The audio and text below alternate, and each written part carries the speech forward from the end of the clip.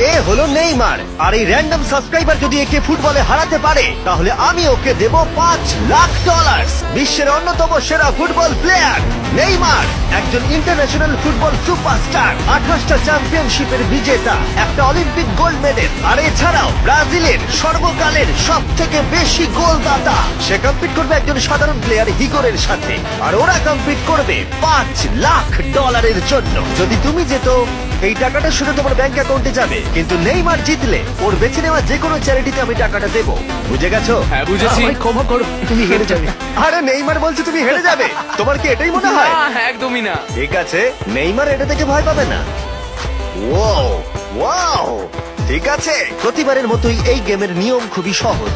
আমরা শুরু করব একটা পেনাল্টি শুট আউট দিয়ে। দুজনে স্কোর করলে আমরা 15 পা করে পিছিয়ে যাব। ততক্ষণ আমরা এটা করে যাব যতক্ষণ না একজন স্কোর করে আর একজন মিস করে দেয়। কে প্রথমে শুরু করবে? চলো, রক পেপার সিজার শুট। আমি আমি জিতে প্রথম। গেছি। তাহলে নেইমার প্রথমে। এতে পুরো চাপটা আমার উপরেই পড়বে। Easy easy. ঠিক আছে, আমরা দেখলাম দুজনে স্কোর করলো, কিন্তু এবার আমরা 15 পা পিছিয়ে যাব। ও নেইমার এবার সিরিয়াস হচ্ছে। তোমার এবার ভয় পাওয়া উচিত, ও কিন্তু জুতোর ফিতে বাঁধলো। প্রথম 4টে শট নেইমারের মতো বিখ্যাত ফুটবলার কখনোই মিস করতে পারে না।